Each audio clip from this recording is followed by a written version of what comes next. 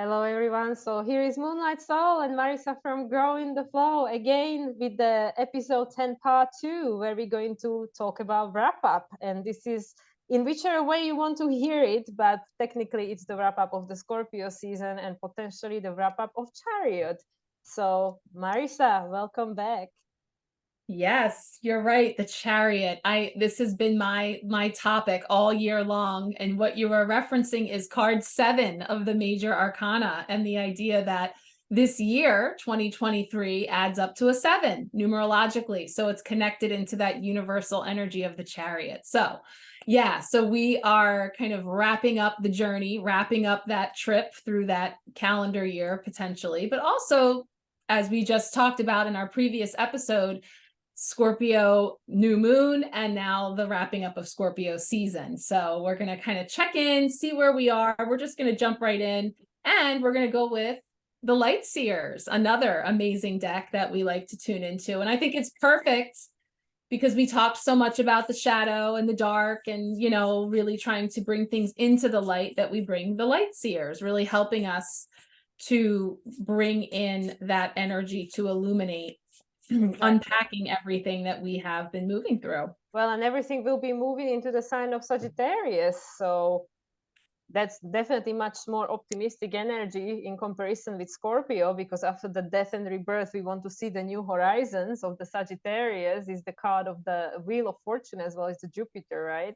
And yeah, and actually the day when you guys are going to be watching this is just before both Sun and Mars will make a trine to Neptune and then subsequently conjunct each other. So again, it's an ending and a new beginning. Sun is our luminary, and Mars is, of course, how Pluto acts consciously, is our stamina. And this is still happening in the sign of Sagittarius because Mars is moving in the sign of Scorpio, because Mars is moving into the sign of Sagittarius on 24th of November.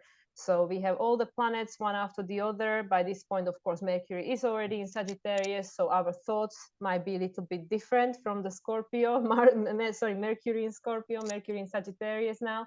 And yeah, it's completely a complete shift of energy entering into Sagittarius season. For sure. So the journey's not over. The journey could be just beginning in many respects as far as adventure and travel and movement. But let's see what we're wrapping up here. So we're going to pull our 3 cards to know. Ooh, Temperance. Coming right in with that balance, right? That middle way in between. And then to do action around this wrap up. Ooh, 5 of Cups. Yeah. Okay. Yeah. I was going to say, we're not moving on quite yet. All right. 5 of Cups, 8 of Cups, we'd be moving on. 5 of Cups, we might still be stewing a little bit. So we'll see what that has to say. And to be. See what comes up there. Ah, the Hermit. The Hermit. So 2 major arcana cards on either side of the 5 of Cups, bringing in the water element too. Well, isn't it interesting? Because I mean, I could be wrong, but from what I remember, Temperance is Sagittarius card, but I could be wrong. I could be remembering it wrong, but I wouldn't be surprised if it was. Yeah, Temperance is not one that I know offhand. Well, it could be, I mean, just in general, understanding the aspects of Temperance about finding that moderation and balance, and sort of like alchemizing energy. And we see it's between the sun and the moon, you know, so we have, again, those two, the duality of light and shadow, of masculine and feminine. And as you were just mentioning, things switching over into masculine energy, which is going to create some momentum and some movement.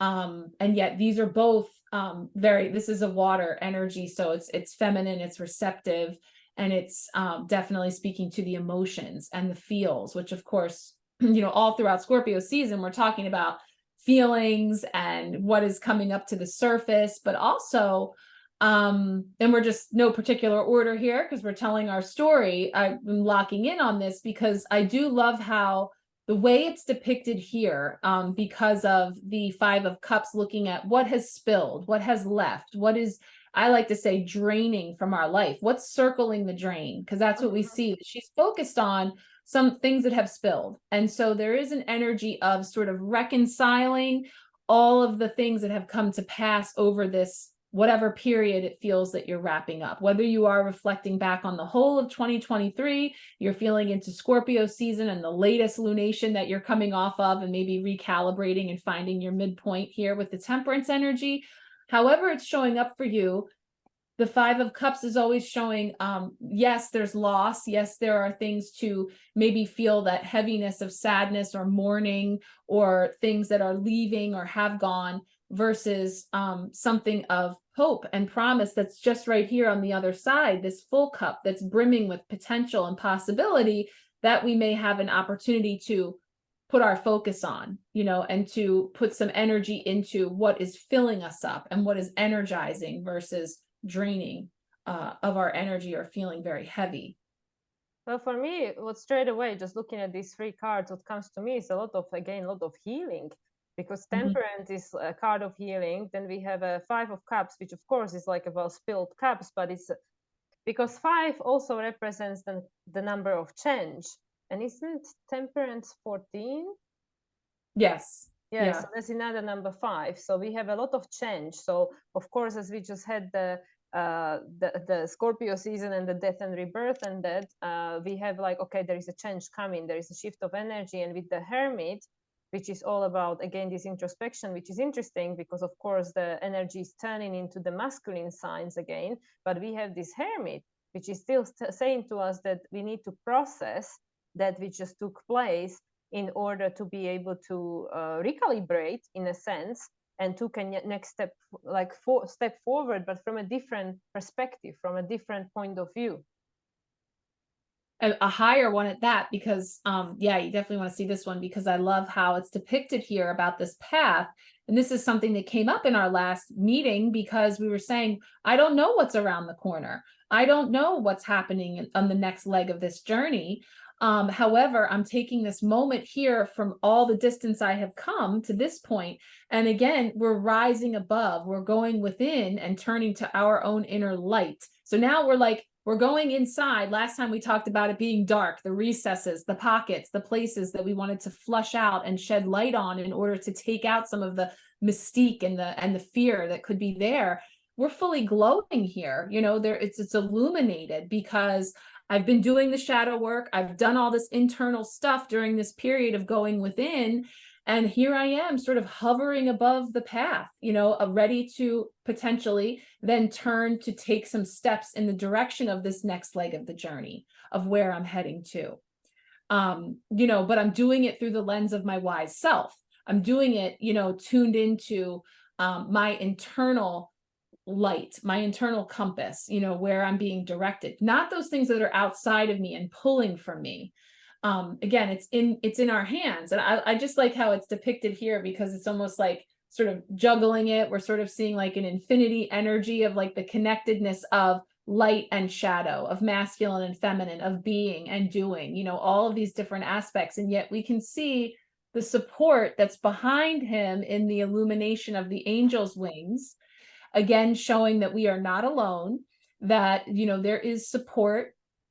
And it is very healing. That's a great point, that there's a lot of healing being reflected through, and it can show up in many different ways, because feeling the sadness or the mourning or the loss of a Five of Cups may not be the way we want to take the journey, the way that we want to experience healing. And yet it can be one of the most direct pathways to healing, because again, understanding the contrast to feeling light and buoyant and empowered and aware of myself and my surroundings, I get here because of having moved through the challenges and the chaos sometimes, and the confusion of the five, that energy that was sticky and difficult to potentially navigate.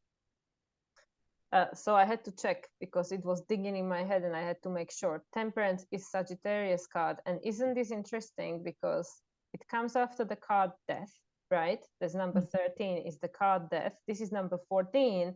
And Death represents Scorpio. and this represents Sagittarius. So we have should know that. but it's not necessarily strictly always like that. But I was just like, I'm Yeah. not sure, because it's like, you know, when I was talking like, oh yeah, the, you know, Wheel of Fortune represents Jupiter, and I feel like there is a switch. There is a switch of energy going on, like the wheel is turning, right? It is we are not at the end, you know. We have number 9, which is not the number 10. We are not at the end. We're continuing the hero's journey for us here. But I really feel this is so interesting that we are here at the end of Scorpio season, just about to you know, jump into the Sagittarius season, which of course is a completely different energy.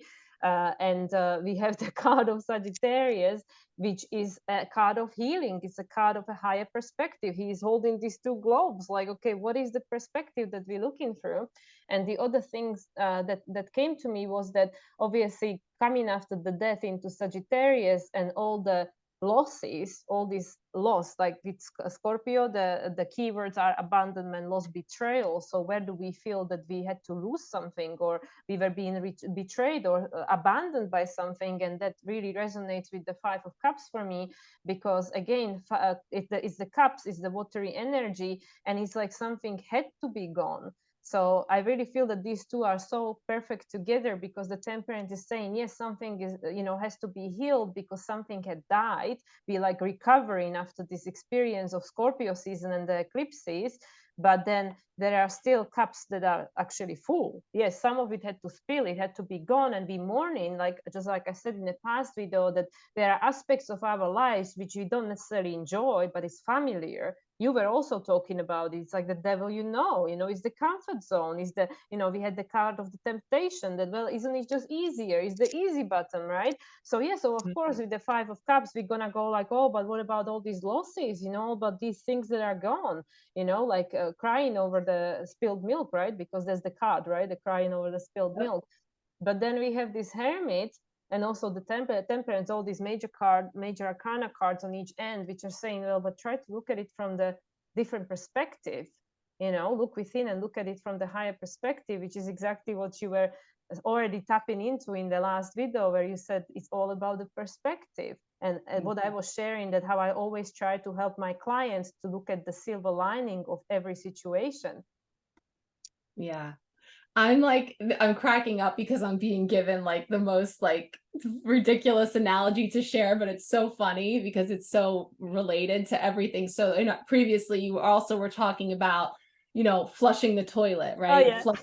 Flushing things away. So I always say about the 5 of Cups, you know, what is circling the drain, right? So it's literally like flushing away, right? Just yesterday, another soul sister of mine, she was telling me her son was recently potty trained, and she went in the bathroom and he hadn't flushed. And she flushed the toilet and he came running in and he said, no, don't flush my poo-poo. And he was like attached to the fact that it was that was his poo-poo, you know, and it's in the toilet and his mom just flushed it away. And it's like a loss. It's something that was mine, but it was mine, but it's poo-poo, but he doesn't know. So I'm feeling this, like, again, we talked last time about the maturity, like the maturation that comes through. Yes, it was a loss. And yes, you know, a big highlight that I know we're reflecting on this whole year are relationships. I know this is true for me. People and circles and circumstances that have gone from our life, you know, that has drained from our life, circling the drain, or we had to walk away from, or maybe they walked away from us.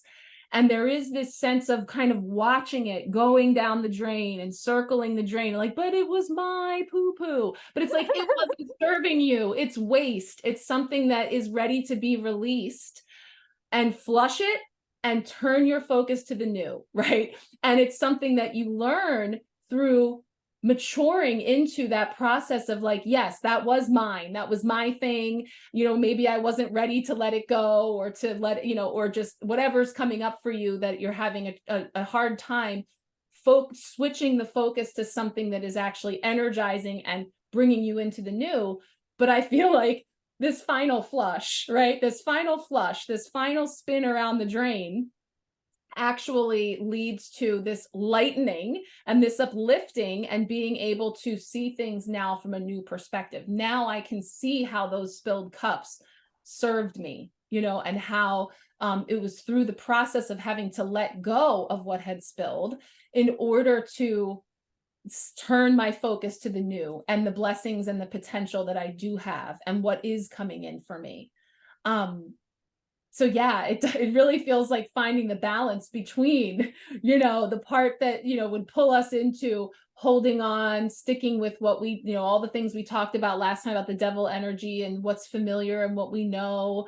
And, you know, even just reconciling the fact that that season has ended, you know, and you mentioned the Wheel of Fortune and sort of turning the dial and moving into new energy. And that's really where we're at now. I mean, this is November, and we're in this place where we're straddling that line between one, again, calendar year, because man made up that time, but the way that the energy that we put into the calendar indicates that as that year ends and a new one begins, you know, you're sort of in that middle point of the changing of the guard, the changing of the energy, and naturally we reflect. Naturally, both of these cards have reflection. Right? Both of these cards are taking a moment to really look at something. It's just from what she's looking down, here we're looking up and out, you know, so it's really about, you know, where we want, again, to put our energy. And I just got so many downloads, I don't know where to start. So I just start with the simplest ones, which is that Sagittarius and number 9 as a hermit represents Virgo are both mutable signs. So we are now in the season, which is the in-between, the season of mutability, that things are shifting, changing, and, you know, we are adjusting to a new environment. Second thing I wanted to mention is that, as you know, having Scorpios at home, they get so attached to everything, including their poo, because it's this deep attachment. Scorpio gets so attached, they can't let it go. Like, even like if you know, other people in people's life, if you know Scorpios, they don't let it go. You know, if you ever done anything, they will always remember it. They will not let it go. They can't even it all comes so hard for them even to forgive and everything. They have to cling on to it for dear life. Like I had an ex who was Scorpio, and he would gather an evidence and hold on to it, and then if he ever needs to use it against you, he will, you know, and stuff like that. So that was another thing. And then the last thing I want to mention was that when you were telling me about the potty training and the parent looking at, you know, not down, but with love and compassion, looking at this little child and trying to explain that, okay, yes, it was yours, but it didn't serve you, and, you know, this is the cycle of life. There are things we have to let go of to make space for a new poo to come in, right? So I literally saw that this is exactly how our spirit guides and, you know, our higher self sees us, that we are these little children holding on for dear life to all this stuff that we've got crowded in our life, including relationships and the jobs that are dysfunctional and habits that are dysfunctional and all these things that we don't actually even need anymore, but we holding on to it because, oh my god, you know, it's better to have this, that I know that something that is unknown, because of the so-called fear of the unknown, which is obviously an illusion. And this is exactly what I saw. It's so perfect that you had this real life analogy of this child with the poo, and this is literally how we are being perceived, that, oh yeah, these humans, we love them so much, they're doing so great, and we are obviously all masters, you know, master manifestors and representation of the soul. So again, don't play small, but we are in a school of life, and right now we, you know, many of us are still under the veil of forgetfulness, so we forgot who we really are, and then our guides are guiding us through life, and whispering in our ear, and our intuition is telling us, and yeah, and this is what we are being navigated through. And now being you know, fast approaching Sagittarius season is about this flexibility, that okay, there are spilled cups, yes, there is a loss, yes, there is stuff that happened that was hard and we need to heal through it, but what is the higher meaning? Why is this happening for you, not to you? Because maybe it was just a pool, you know. And what that represents as the waste, you know, the byproduct of having already taken from the experience, the relationship, the circumstance, the whatever it is, all of the gold, all of the nutrients, all of the things that have already been extracted. This is what we then, the circle of life, you know, and excreting that out and releasing it. And again, you know, it brings us back to This is real life, people. I mean, this is practical application of the spiritual, right? It doesn't have to be all woo-woo and everything, because even an unflushed toilet has a message for you. Like, there's a spiritual Exactly. significance, but it's so true, you know. And we talked last time about, you know, the fertilizer, and the what is rotten and gone actually being the thing that promotes the new growth. So Oh yeah. you know, to bring in the new, to Who nourish. definitely does that, right? I mean, Yeah. farmers pay for it, you know, to get Yes. the manure brought to them so, you know, things can grow. Yeah.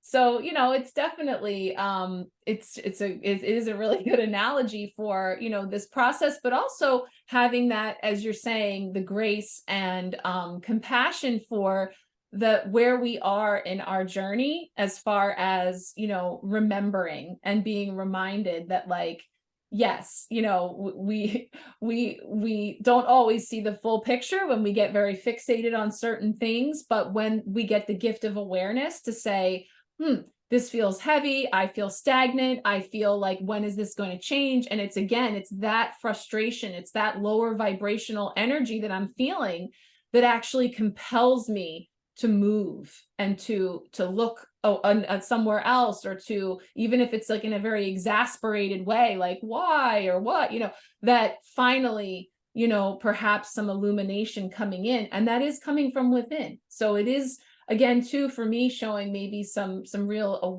awarenesses and awakenings that have come through this period, you know, this period of shadow work, this period of reflection and loss and release and all those things, bringing through this lightening and this awareness that's coming in. And again, we see that. I can already feel we need to pick another card, by the way. We need to know a little bit of something about the what's on the other, around the bend Hermit. here. But I feel like we need 4. to But balance it. yeah, like, I just feel like I want to kind of just see what comes up there to bookend, you know, what's coming in here, because I feel like this energy and then these two are kind of middle. So I want to see But what's on the other side. before you do, I really just want to like bring something to people's attention, because with this, something that really came to me, and actually it was being mentioned by someone in one of my groups that I'm part of, that person that's gone through very difficult situation in her life and stuff like that, and then my teacher was trying to help her see, but this is now what helped you to actually provide the service you do for your clients, that this is literally what made you the way you are, to be able to provide what you do for other people. And that is so Virgo, and Hermit is representation of Virgo archetype, and that is so Virgo, this hero. I always say that for me, Virgo is the hero's journey, and then Capricorn is the self-mastery. So Virgo is this when we learn and we make a mistake and we might beat ourselves up, but why just not look at the offering of that situation and then use it to actually help someone else? Because there is always a learning, there is always a gift from everything. So everything that we've ever gone through, and then we had to, obviously, you know, either through mistake or whatever choice we made, we gather tools then we then can offer to others, or if nothing else, then it will give us the compassion to understand that, okay, well, I made mistake too. And that's so interesting to me, because I was thinking like, oh yeah, we enter in slowly into Sagittarius season, but both of us agree that actually this is not the Sagittarius video, this is the and wrap up of Scorpio season. So I'm like, these all cards are almost all of them feminine energy, the water, the earth, right? But then obviously the temperance is the fire. And then I'm thinking, well, but that's exactly why, because we need to heal from this, you know, these experiences, these losses, this sense of spilled milk, like, oh, what about all these things that I lost, right? And we need to see it through this new lens, the Sagittarius, to actually be able to give the offering of that experience, this Virgo, to be of a service and to help others. So I think these cards are just so perfect. So the spirit, as always, gives us exactly what we need, not necessarily what we think we want. Yeah. Wow, that's perfect. It's so I was telling you about something I was watching last night, and how there was just so many like nuggets of wisdom in there, and that was one of them, you know, that as star seeds and light workers and indigos, you know, part of the journey is to experience, have the experiential going through the lifetime of having these tangible experiences in order to be able to guide others, to be that light, to be that lantern, you know, to be able to shine the way forward, is through having had these experiences ourselves. So in many ways, if we are coming through something particularly difficult or heavy, it is sort of like a little bit of a gold star, like a little bit of a well done you know, you're coming through this series of losses or releases, because that's moving you into turning the corner into perhaps leveling up to the next thing, you know, the next stop along the way in the journey. And also what you always keep mentioning, the quote from Rumi, that, you know, the wound is when the light enters you, because you usually in human history or human collective experience, the biggest offering always came from something challenging, you know, whether people invented something or wrote a book or, you know, created a beautiful piece of music or beautiful piece of art. Many times that came from the darkest times of these people's lives, or as a healing antidote to the experience, whatever, you know, whichever way it manifested. But this is usually how humans really connect to the deepest essence of who they are and create something meaningful that actually that has the ripple effect, the impact. And whether that is of a service or of a smile or of a holding a space and listening to someone, or to create a tangible thing which they offer. But in any case, the Zichi, what these cards are saying, you know, like, yes, with the 5 of Cups, you can think about it just as a loss, but there is still cup standing, you're still alive to continue the Fool's journey. And then there is the Temperance, the opportunity for healing, and the fire of manifestation to create something which then, as a Hermit, as a Virgo, can be of a service to another. Yeah. And this is alchemy too. So alchemizing. So again, the poo-poo makes the best fertilizer, taking it and making it into something of new, of value, of growth, you know. So so there's a beautiful poetic way to say it. You could say it poetically, or we could be making about poo-poo. Either way, right? It's transformational, and it's definitely showing us that through these cards of that process for sure. Yeah, and this is the wrap up of the Scorpio season, guys. So this is yes, what is on the other side of the toilet. Yeah. Yeah. Flush out those pipes. What more do we need to know here? Final card for our 4 cards, and then we're going to pull an oracle card too, just to give us a little something, wrapping it all up. But let's see what the 4th tarot energy is coming in here in the wrap up. It's the 4 of Cups. This is the card that came right before this energy, which also similarly invites us to change our focus. It says, you know, instead of me seeing this beautiful cup that's brimming with rainbow lights, I'm bored, I'm apathetic, I'm disenchanted, like I'm not impressed with these cups that I have, you know.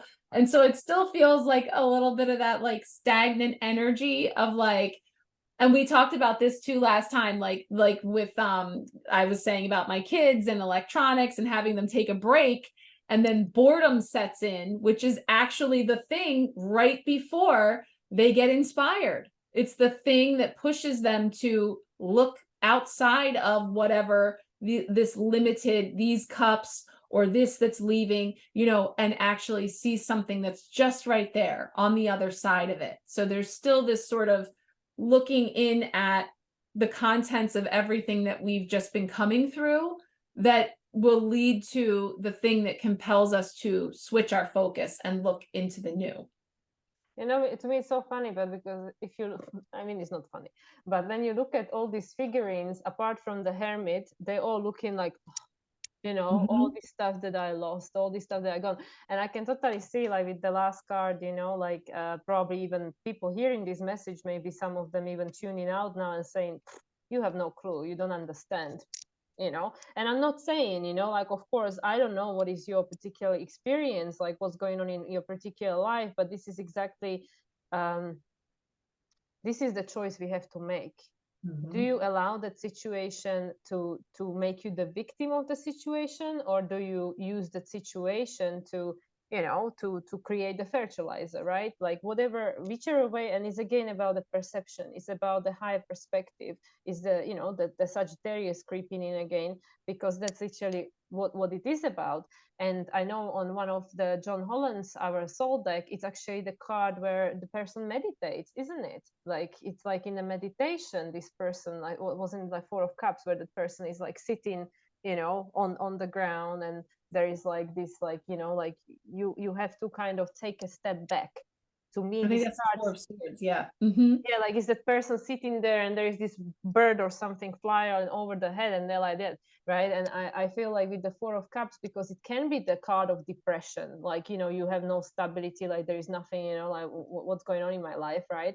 But if we take a step back, perhaps we can see the situation differently, because she has Four Cups, you know, Four Cups are stability, it has the potential, it has the potential for it, but it's like, what are we focusing on in this situation? So to me, these cards are so perfect, because it's like the fifth and the four, the five and the Four of Cups are kind of like speaking to each other, whereas the Temperance is offering the healing.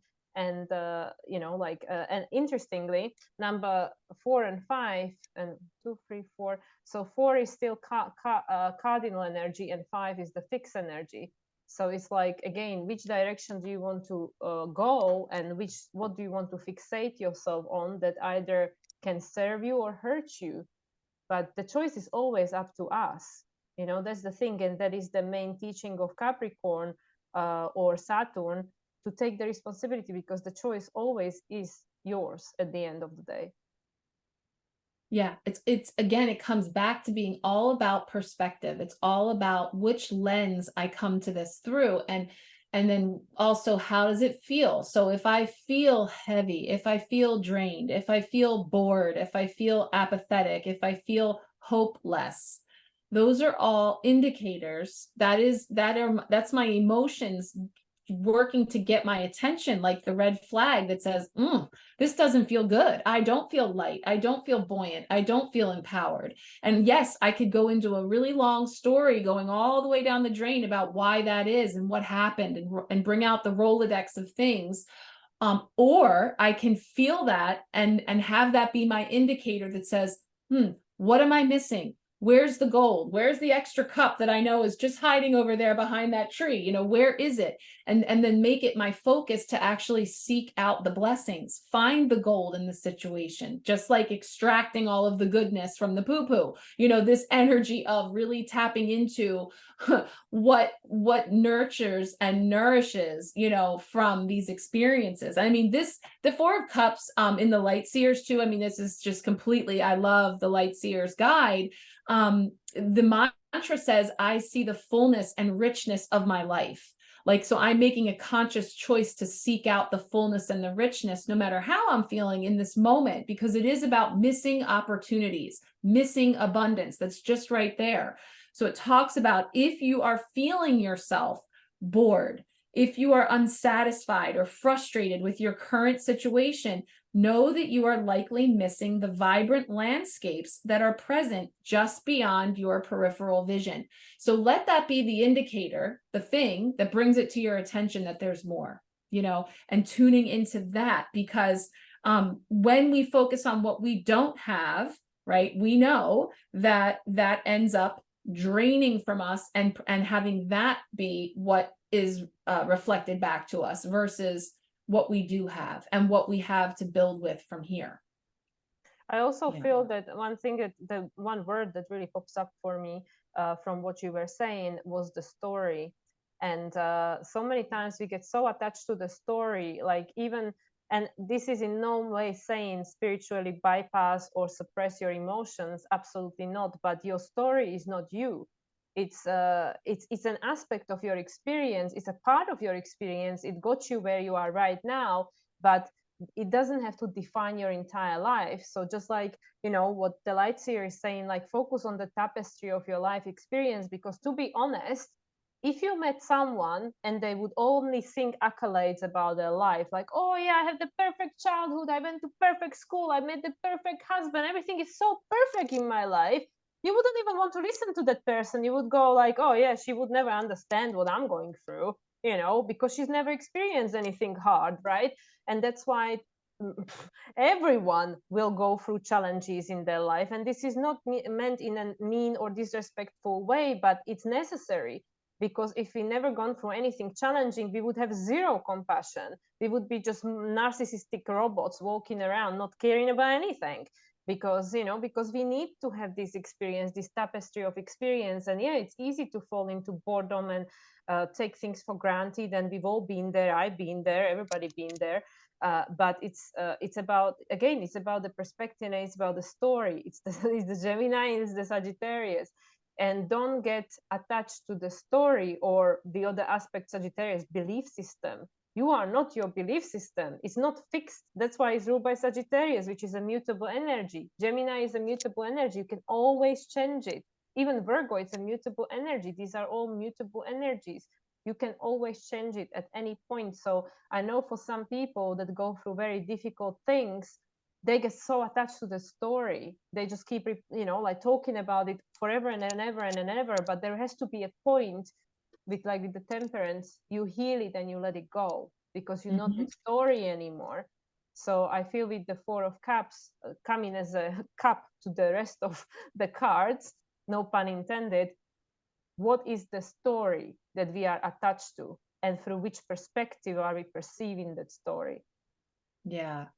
And I think that's important because, you know, sometimes with the Five of Cups, it does feel a little insensitive to say, oh, crying over spilled milk, when sometimes it can represent mourning some real loss, you know, which deserves its time and space to actually sit Absolutely. with. And so as you're describing that, again, it's reminding me of, you know, allowing what is circling the drain to go. And I'm reminded of this kind of a neat little ritual, and I think I've shared it before, that comes up for me over and over, and I just, this card inspires it, of something you can do. Yes, stories are important. They do have a part in your journey and how you got to this point. So yes, you speak your story, you say, but don't let the story, don't keep it in there and keep swallowing it back down and swooshing it around and continuing to drink it up.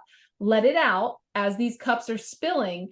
And this little ritual of sitting over a bowl of water and speaking all of the things that you are releasing, all of the things that you are letting go. This happened, he said, she said, can you believe this? Blah, blah, blah, blah, blah. I'm speaking with my words and energy into this bowl. And then you take that bowl and you dump it out, right? So it's symbolic of you releasing that story, releasing that energy, and watch it go, flush it away, put it down the drain, throw it out into onto the earth and allow it to be reabsorbed. And then you turn to a fresh, clean glass of water, like that one bowl that's over here, or the rainbow brimming cup over here, and speak into it your new story, all your wishes, the seeds that you want to plant, your intentions, and drink that. So then again, it's symbolic of you ingesting, choosing to, you know, really nourish yourself and refresh yourself with clean water, you know, something that is pure and filled with these higher vibrational intentions. And then you can flush and release that stuff, because you wouldn't drink that after it was in a toilet, right? So why would we continue to regurgitate these stories? Take the time to release and let go, but then we turn to the new of what we wish to bring in. That's so perfect, because actually today we had a class from my astrological course, and we were talking about the Capricorn, and my teacher was trying to help us understand how important it is sometimes, you know, especially if there is a lot of unhealed or unprocessed trauma from the childhood, because, you know, the Cancer Capricorn, they are in opposition, what creates the structure of that life that, you know, that you are building for yourself when you are a child. It creates the structure, the pillars of our reality.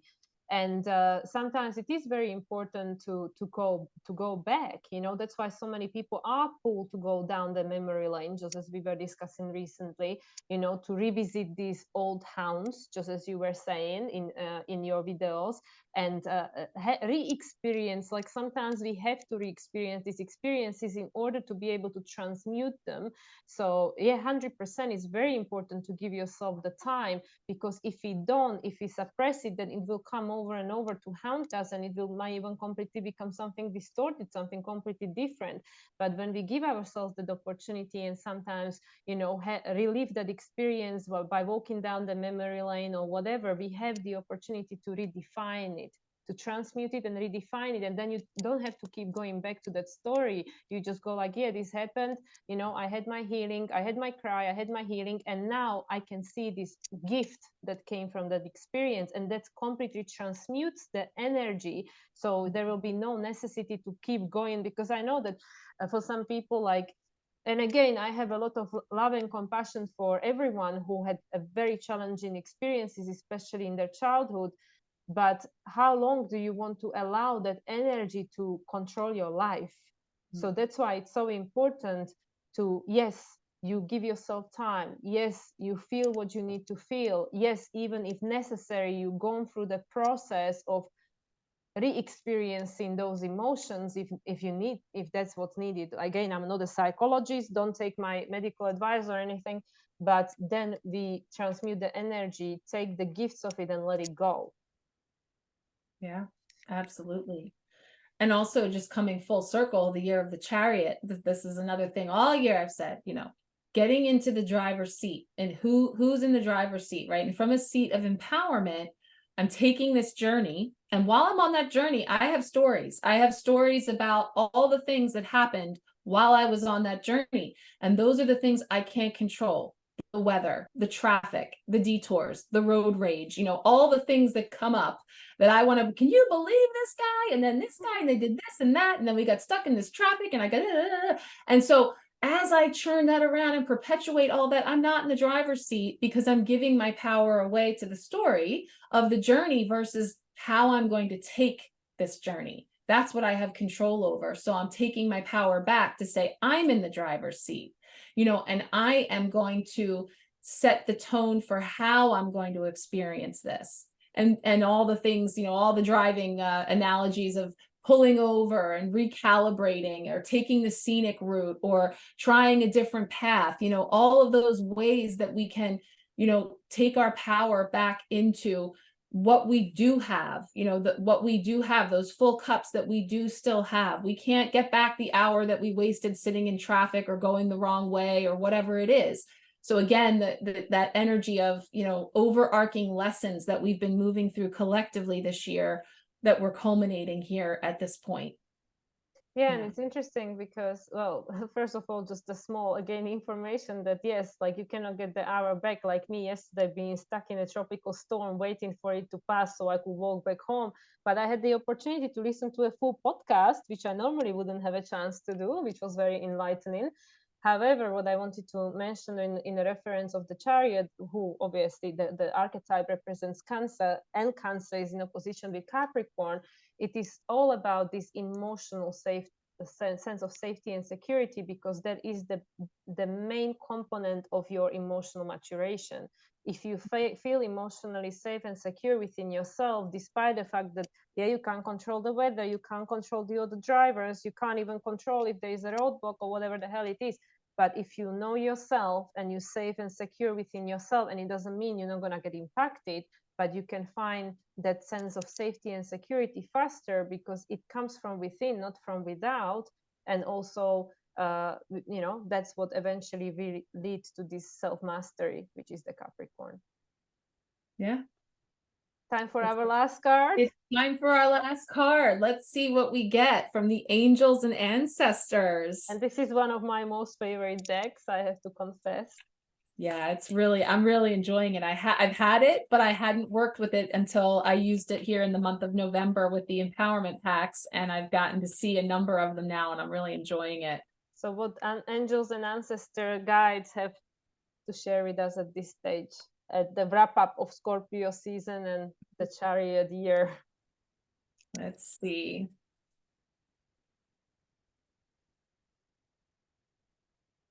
Let's see that one. What do Oh we my have? God, it's the Hermit. Yeah, right? It's the Sage. Be devoted and committed. So look at that. It's actually kind of a hybrid between that and the card you were describing from the Psychic Tarot, which I think was the Four of Swords, like the kind of meditative and contemplative. But yeah, eyes wide open though, you know, awake and aware. And that's bringing in some sage wisdom, I think is what that is. And he's holding a peacock feather pen, which I think is interesting too. It had me think of the peacock energy as well. Peacock reference, but it's again this earth energy, like he's grounded there under the tree, connected to Mother Nature, and the orange, which is the connection to the solar plexus, the creativity, and yeah, writing out the story, a new story. A new story, that's right. Creating That's a new inspiring. story. Yeah, and I love that because like a lot of times this card does show like sitting under a tree, or as we see the tree in the distance, it's almost like, again, back to back. He's on the other side of that rainbow cup. When you switch your focus, right? If you just look right there out of your peripheral vision, look at this sage wisdom and new potential that's on the other side. I love how his back is turned to all that. Yeah, I'm just looking at that exactly, like, you know, the Yeah. cards, and she's like, you don't understand. And he's, my dear girl, I've been through that. Let me tell you, let me write a new script for you. So that's like our higher self, like the wisdom of our higher self. And this is funny because I'm looking in the book, and speaking of Chariot and the road trip, it says, be willing to go the whole road and back again. This will allow you to be the best you can possibly be. So it's representing the wise one within, which is also, it's the hermit, as you said, that's the hermit energy, the wise one within. And when it comes up, it shows, and here we go, getting ready to set off into Sagittarius season, preparing to become a great and insightful teacher. So to your peers, to others along the way. And so it's guiding you to take notes as the wandering yogi, and this guy is a wandering yogi, because your knowledge and life experiences can impart incredible insights to those with whom you come into contact. Have I got a story for you? But from an empowered place, not from a churning it around and swirling the woe is me with the heaviness. It's coming through the lens of the wise teacher, because I've had the experience, I released the experience, I reflected, I contemplated from this wise place, and now I have a way to share that with others. I've spun it, I've turned it into gold that I can now share with others. You alchemize it with the temperance at the beginning. You alchemize it into something completely different. And it's also saying it's about observation and becoming more aware of who you are and of all your inner workings, because the awareness can bring more clarity to your decisions. So again, in this period of reflection, in this middle point, you know, how can I, again, glean these awarenesses about myself that I then also see reflected outside of me? This is just so perfect. I mean, we have two hermit cards, like just to cap it off, and you know, the temperance on one and then the sage on the other. But I still have to laugh about that girl's back to that old man, and like, you have no idea. And I know. So like, yeah, and it's okay. It's okay to witness that part of ourselves too, that sometimes feels that way. You know, it's just a state of being. It's not, there's nothing wrong. It's just that that's a particular frequency. And, you know, we spend time there, we stop, we pass through, but we don't want to live there. We don't want to live there. Yes, we have stories. Yes, things happened, you know, and sometimes we need to get that out. We need to sort of, you know, have that discomfort or the exasperation or whatever the emotion is that's coming up in order to reset, in order to jolt us into switching our perspective into the new. So he said nothing about the peacock feather, Carl. The peacock feather. Well, I think too, when you think about peacocks and this idea of like strutting your stuff, you know, and sort of like showing all of your, you know, thinking about, you know, showing the beautiful colors, it's painted with everything, with all of these aspects of your experiences, yes, and you kind of wear them as sort of, you know, look at my feathers, but it's an essence of not being afraid to shine your light that you've hard earned through the experiences, through the losses, through the transmutation and the alchemization that has taken place here. The orange, you know, as you said, stands out to me with the sacral chakra energy of using it to create. Use these experiences. The pen that's in the hand is a reflection of all of the parts that have made up, you know, what I'm bringing to the table through the lens of my experiences, my gifts, my abilities that I have to share with the world, you know. Yeah, that's such a perfect ending Yeah. to this year and to this Scorpio season, because it's not about of course it's not belittling or diminishing what we went through, but it's about how we're gonna use the learning of these experiences going forward. Yeah. Where to from here? Okay, you know, that happened. I experienced it. It is a part of my story. But what's next? The next chapter, and what am I going to do with all of that? How am I going to use what was given to me? So, well, the man is writing it, so you are the wise man who is writing it with the peacock feather. the rest is still unwritten. We still have that. It's still unwritten. So it lies ahead in Sagittarius season, where I think we'll be picking up next time. Absolutely. Wow. And the time is up. I know we have Yes. places to go, people to see. So Yeah. thank you very much once again for joining me for this delightful conversation. And just briefly again, just tell people, Marisa, where they can find you. You can find me on through my website below, and the links to all the social media places. But I like to invite everyone to visit me on the Sharecast on the Marco Polo app. It's free. It's a place where I share weekly extra special, you know, readings and offerings and insights that is kind of tucked away outside of the noise of social media. So I would love if you want to check me out there, and yeah, see what else lies ahead as we step into the new. Yep, the next time we're going to see each other for the full moon in Gemini in a Sagittarius season. And yeah, if you guys want to find me, obviously you must have found me if you're watching this. So you can find me on social media, Moonlight Soul 369, and also on my website, www.moonlightsoul369.com, where you can find all my offerings. So thank you again, everyone, for tuning in. Thank you, Marisa, for joining me. Always a pleasure. And we wish everybody a beautiful day. Bye, everyone.